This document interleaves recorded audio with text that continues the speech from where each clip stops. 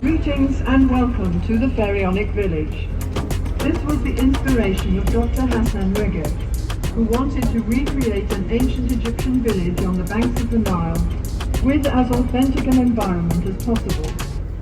The village is surrounded by an extensive papyrus plantation, which not only reproduces the ancient surroundings, but also, along with the hundreds of trees which were planted around the village, provides an effective screen to isolate this glimpse of Egypt's ancient past from sights and sounds of modern life.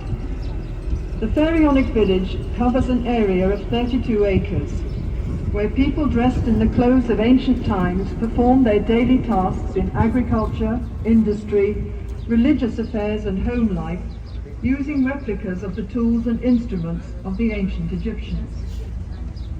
When Dr. Abdusalam Regeb took over the village from his father, he expanded it with 10 special museums, covering such varied subjects as mummification, ancient boats, the Coptic and Islamic periods, and the life of President Nasser.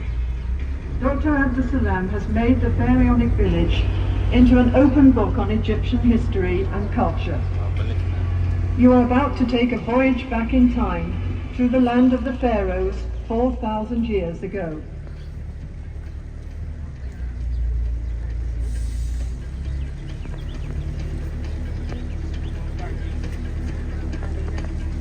Between the trees is a statue of the Roman god Nilos, the personification of the river Nile. Nilos rests his arm on a sphinx, symbol of Egypt's great antiquity, and is attended by crocodiles which were found in the Nile in ancient times. The children surrounding the god represent the new life and fertility brought to the land by the annual flood.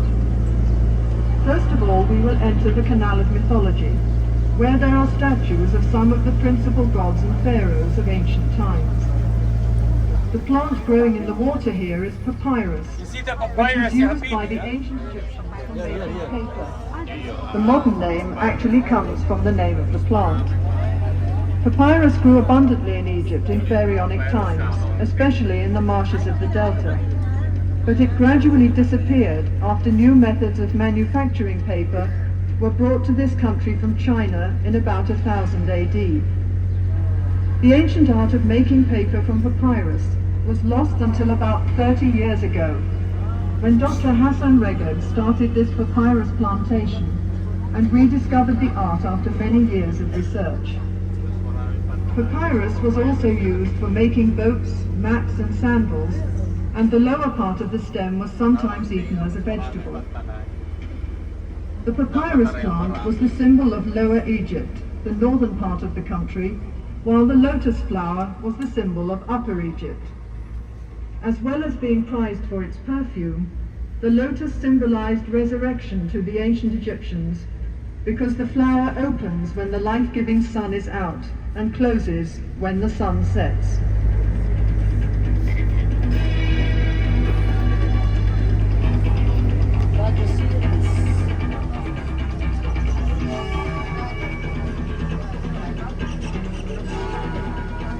Osiris, the god of resurrection and lord of eternity, was usually shown as a mummy, his flesh colored green or black. According to the legend of Osiris, he was a king of Egypt who was foully murdered by his brother Seth, who was jealous of Osiris' popularity. Seth tore Osiris' body into 14 pieces, which he scattered throughout Egypt. Isis, Osiris' faithful wife, searched the country for the pieces of her husband's body, and then brought him back to life, after which she conceived her son Horus, who was eventually to avenge his father's murder.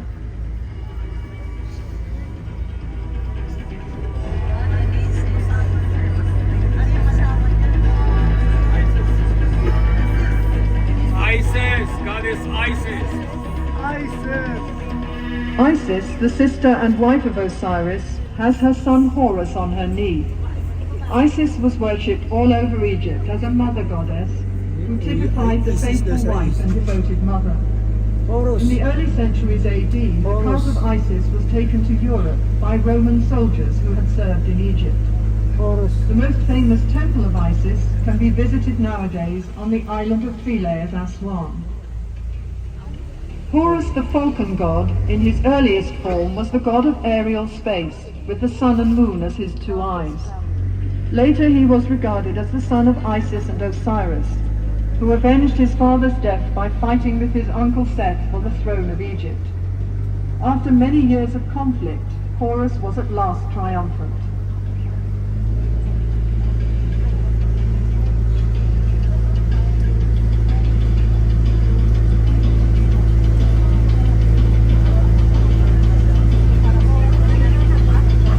Ammon was the god of the ancient city of Thebes, where Luxor stands today. He first came to prominence in the Middle Kingdom around 1900 BC, and during the New Kingdom from 1550 onwards became the king of the gods, because he was the god of the Theban kings who drove out the Hyksos, the Asiatic rulers who had ruled Egypt for 150 years. The largest ancient temple in the world, the Great Temple of Karnak in Luxor, was dedicated to the god Ammon. These weeping willow trees helped to create the ancient Egyptian atmosphere and screen the village from its modern surroundings. Thutmosis III was one of the greatest 8 years of age, but was supplanted by his stepmother, Queen Hatshepsut, who ruled as pharaoh for the next 22 years. During this time, Thutmosis trained in the priesthood and the army. As pharaoh, he carried out 17 military campaigns in Western Asia and extended the frontiers of the Egyptian Empire to their furthest limits. Standing in the water is a Nilometer, a gauge used by the ancient Egyptians to measure the rise of the annual flood, which occurred every summer. This enabled tax assessors to estimate the revenue from the grain harvest the following spring. Even in those days, farmers complained that they did all the work and the taxman got all the profit.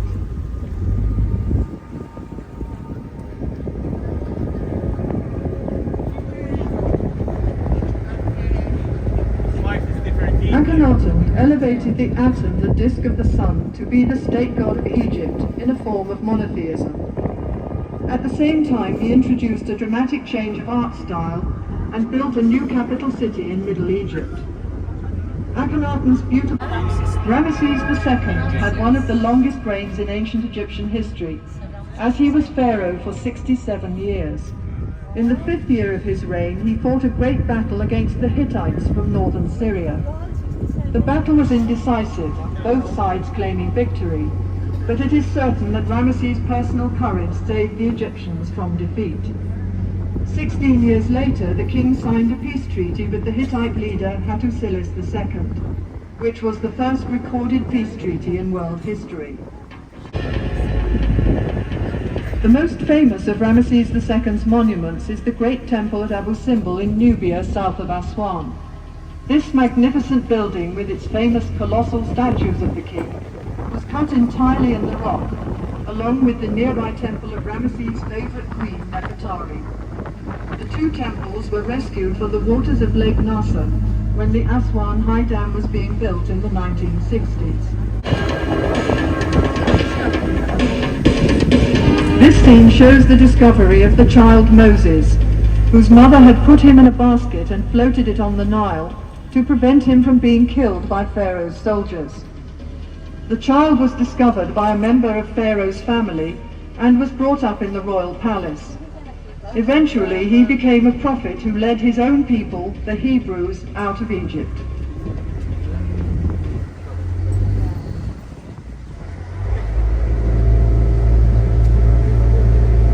Take care of the baby Moses and get him a Hebrew nurse. Miriam, his sister, is watching this. Yes, he was a great favorite with the Egyptians. He was believed to protect people against snakes and scorpions, and was particularly regarded as a patron of women in childbirth. In general, Best was the god of pleasure and enjoyment of every kind. God of sex.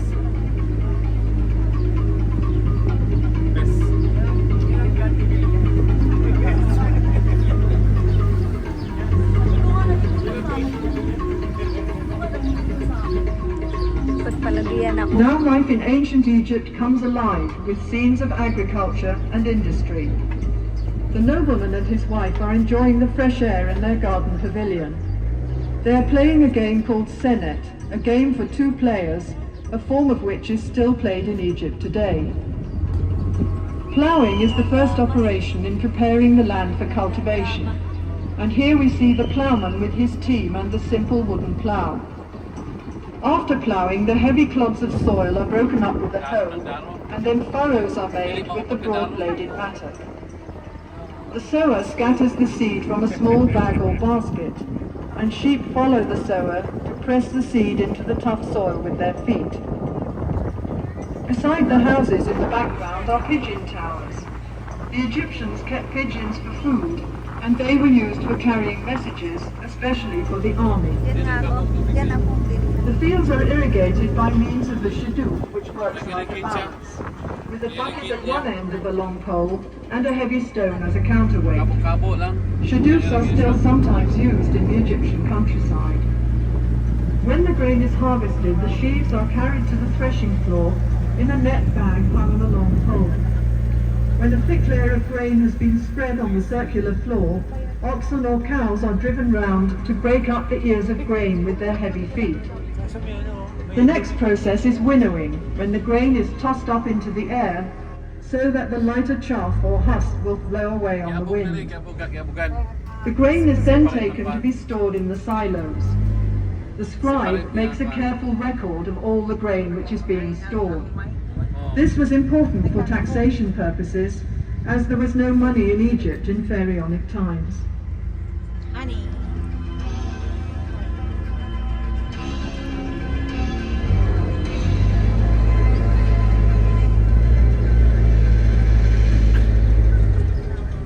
Honey was used for sweetening by the ancient Egyptians, as sugarcane was not grown in Egypt in those days. Beehives were made of pottery tubes piled up in rows, and in some parts of the country, beehives are still made this way today. The River Nile was the main highway of communication in Pharaonic times, so boat building was an important industry. Small boats were made of bundles of papyrus tied together with ropes. Such boats were used for short journeys and for fishing or hunting trips. Larger boats were made of wood, usually cedar wood imported from Lebanon.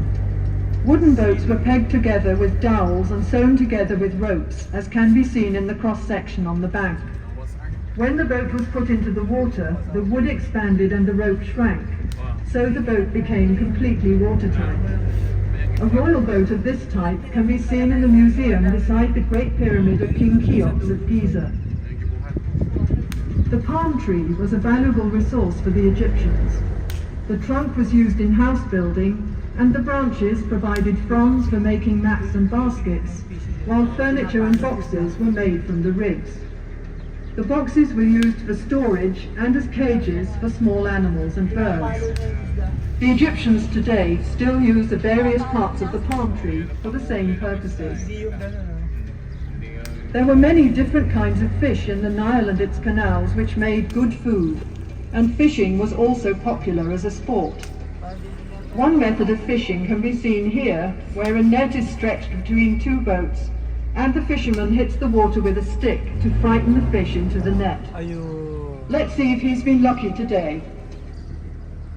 Para nilagyan. Meron naman. Meron kasi isa lang. Walang tao. Nagpahinga yung tao. Oo, dahil bakit di asintado eh, magkamali pa. Wala tayong pamapaan. Naloko tayo. Ha? Mas magaling pa rin siya. Pagod na daw siya kasi ubos na piro. Ito. Gawa ng bricks. Ay, nagdaanan na ito. Nagdaanan ng ano nga. Nagtatayo ng bahay. Pinapakita niya kung paano. Ayan, maglalagay siya. Bricks. Dapat yung ano ba? Ito maglalagay niya. Ganun lang. Next, there are demonstrations of some industries and crafts, the first of which is brickmaking. The material used is the Nile mud, which is mixed with water and chopped straw into a thick paste. This paste is put into a wooden mould, and the bricks are then simply left to dry in the sun. As there is little heavy rain in Egypt, these mud bricks can last for centuries. The houses of the ancient Egyptians, even the palaces of the Pharaohs, were constructed of sun-dried mud brick. The roof was made of split palm trunks covered with branches. The building was covered with a thick layer of mud, which acted as insulation against heat, wind, and rain. Nagluluto. Nangyari siya. Glass making. Grabe siya na, no?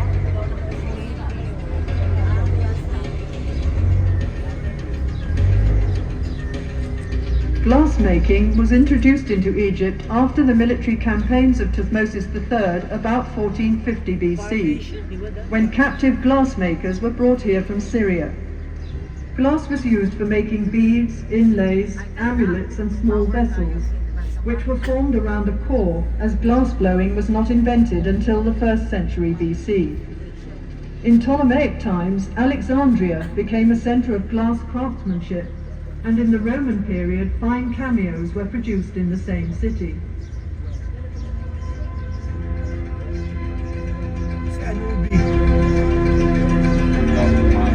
Sumbi. Yan. Dati naggagawa ng mami. Bus Habibi, listen please. This is the mummification, the embalming. That process required 70 to 90 days. In the beginning, the high priest of Egypt, he wears the mask of Anubis, a jackal, god of mummification, washed the body with water from the Nile and dates wine. This is like purification. Makes a hole on the left side of the body to get out the organs, liver, stomach, kidneys and lungs, and they leave the heart inside the body. After treating the heart, they leave it inside the body because the human has to be judged for what he did in his life. Brain was useless. They used to hook it out of the nose, throw it away. The human thinks by his heart. This is my favorite story after lunch. Yes, they believe the human thinks by his heart, not brain. Then cover the whole body 40 days with salt, rock salt, to dry it 40 days. Wash it again, stuff it with straw and dry leaves, put the organs in 4 jars, alabaster or marble jars, then they wrap it by linen to be a mummy. Shukran Habibi. Egyptians are also famous for mummifying their dead.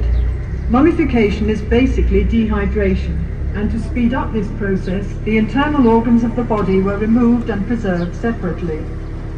The body was dried out by being covered with natron salt, a form of soda found in the deserts of Egypt. The body was then cleaned and embalmed and wrapped in several layers of linen bandages. Amulets were put between the bandages to protect the mummy from harm. The whole process took 70 days.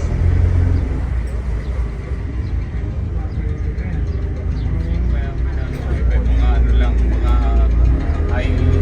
high profile. Hindi lahat ng ano. Pottery making is one of the oldest crafts in Egypt, dating back to about 6000 BC. The clay is kneaded with water and mixed with ground potsherds or chopped straw, which helps the finished pot to dry evenly without cracking. The potter forms the pot with his fingers as he kicks the wheel round with his foot.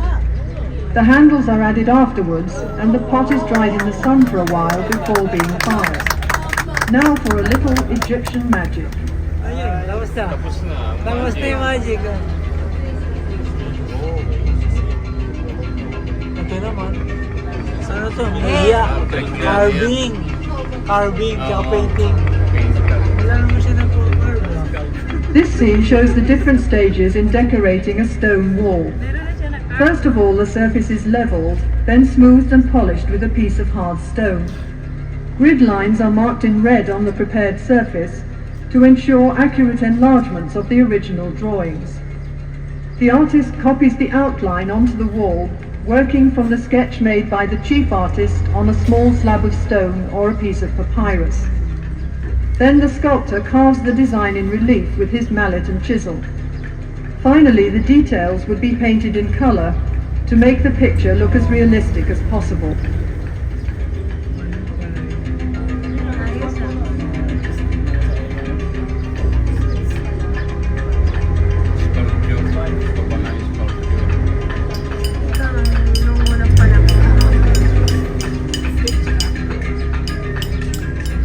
Statues were partially carved in the quarry where the stone for them was cut.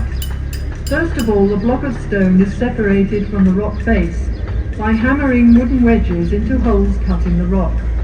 The wedges are soaked with water, and as the wood expands, the block breaks away.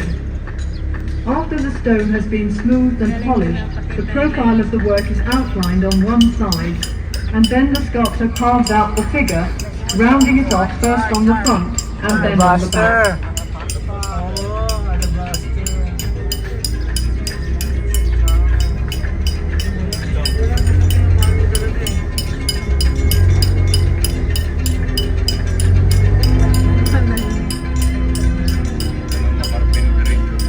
Vases were made from various kinds of stone, particularly alabaster, a soft stone which was worked into beautiful designs. After the rough piece of alabaster has been polished smooth, the inside is hollowed out with a drill with a flint or copper bit. The vase is sunk into the ground to prevent cracking during drilling. Alabaster vases were used as lamps and for storing perfumes and precious oils.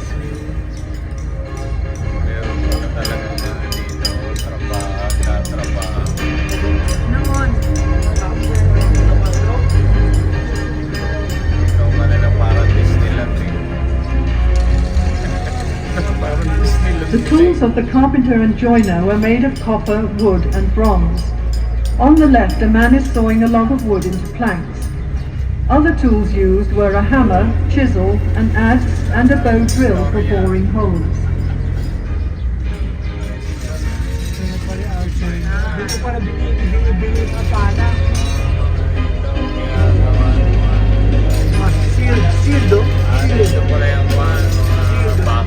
It was important to the Pharaohs that the army was well equipped at all times. Weapons included bows and arrows, swords, battle axes and spears, as well as shields and throw sticks.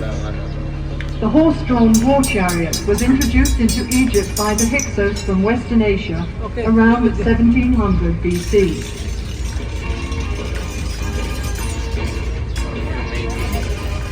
Pinipigaan niya essence.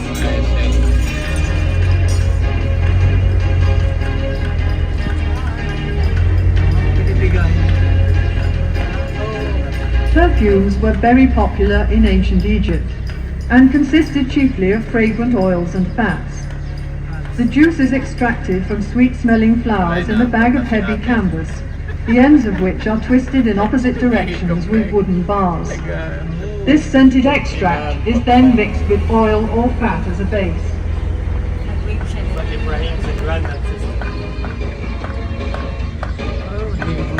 Hindi kanina nakakita siya eh.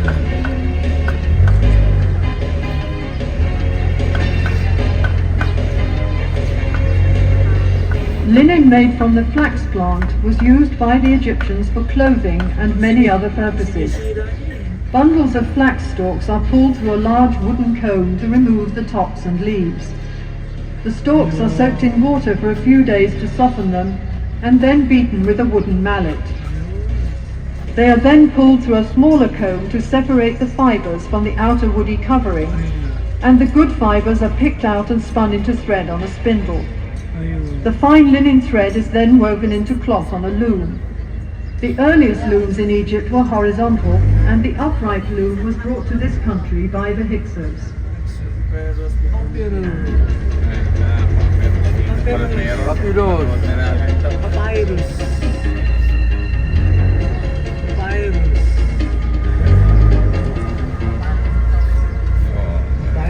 Tinatalupan. Another important industry was papyrus papermaking, for which the government had the monopoly. The lowest part of the stem is the best part for papermaking. The outer green rind is peeled off, and the white pith is sliced into thin strips which are soaked in water. After repeated soaking, the now pliable strips are placed on a piece of cloth in 2 layers, one vertical and one horizontal. The surface of the sheet thus formed is then hammered with a wooden mallet to cause the fibers of the 2 layers to stick together. The sheet is then covered with another piece of cloth and pressed between 2 heavy stones for several days. During that time it also dries out in the hot sun, and the piece of paper is ready for use. Wine. Wine. Ah, ubas.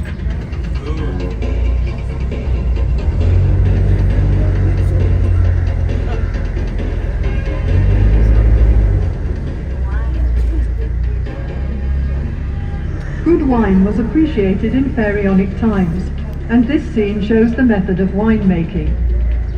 Bunches of ripe grapes are taken to the vat where the grapes are trodden out, and the juice extracted is poured into large pottery jars to ferment. When this process is complete, the jars are sealed with a clay seal, which is stamped with the date and the name of the vineyard where the grapes were grown. Maybe over there, this is a symbol of an Egyptian temple if you want to click it. An Egyptian temple. Temple.